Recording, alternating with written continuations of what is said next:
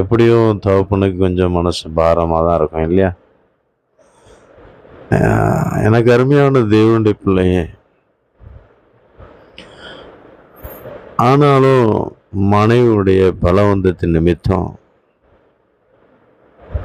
அவள் விரட்டப்பட்டாள். அவளுடைய குமாரனும் விரட்டப்பட்டான்.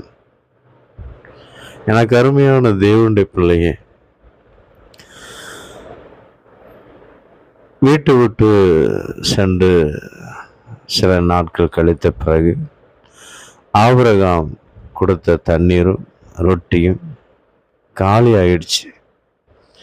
இப்போ சாப்பிடுவதற்கு ஒன்றும் இல்லை, குடிப்பதற்கு ஒன்றும் இல்லை.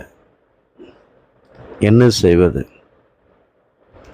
புறக்கணித்து தள்ளப்பட்டு விட்டோமே, ஒன்றுமே